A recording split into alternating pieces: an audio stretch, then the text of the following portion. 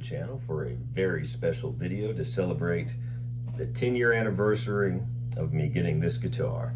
This is a 2011 American Standard Stratocaster. The story behind it is very simple.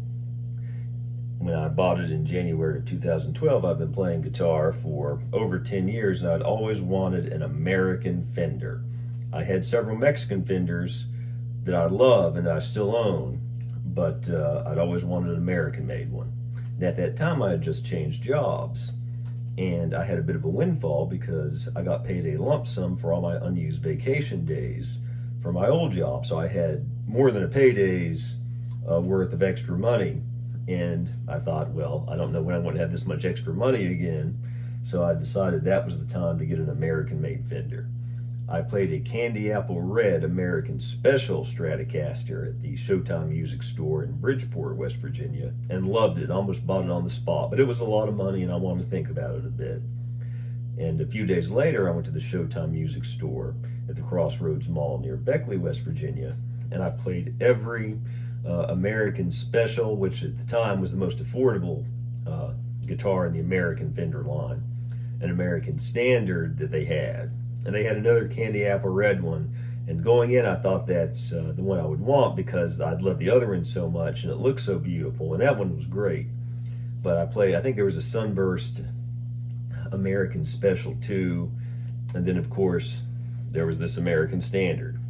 And I went back and forth between them in their expensive guitar room, so to speak, that they have there.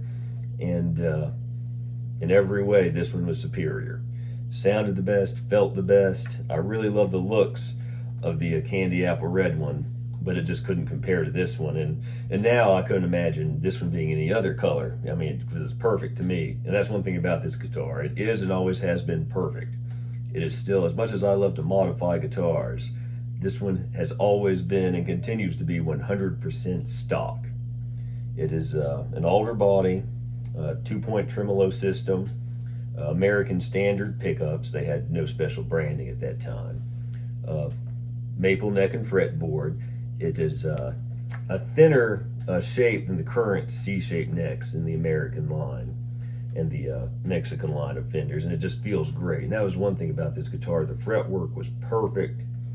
They were perfectly polished. The ends were perfectly dressed, and it just still to this day feels perfect.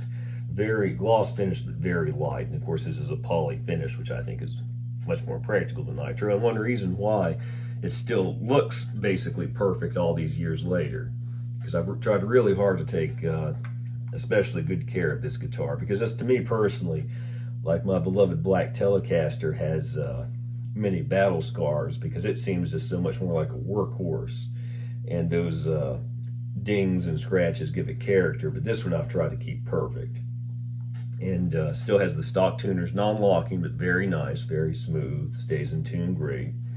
Pickups sound great. I don't think it's styled after any particular vintage, but with the sound of the pickups and the maple neck and fretboard, it's a bit more 50s in its vibe than 60s. But I'll go through some of the sounds here. Here's the bridge pickup.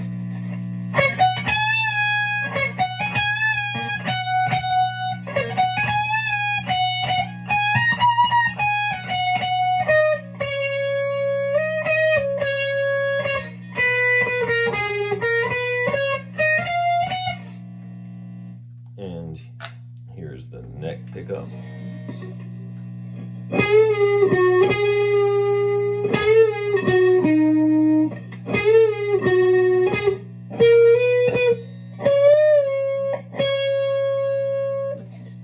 Just a great guitar, and it's all over the These Empty Arms album. When I played in the intro for my song My Sweet September, was played in that exact pickup position, the neck and middle position, through this amp, a Fender bass breaker, and this pedal, a Boss Super Overdrive SD1. The main riff and the lead fills in the outro solo of the song These Empty Arms are played on the neck pickup of this guitar, and also through this Boss DD3 digital delay I have going, which is my first pedal. Twilight's Last Gleaming, it's all over the album. And I mean, I've never never wanted a replacement for this guitar. There's some other guitars I'd love to have in addition to it, but there's nothing I could think of that, to me, in the world of Stratocasters, it would be an upgrade over this guitar. I mean, it's perfect. It always has been. It's been my companion for 10 years now, and I hope for many, many more. So I just wanted to pay it a little bit of tribute today and note this special day for the two of us. And I appreciate you watching. Please like and subscribe on YouTube.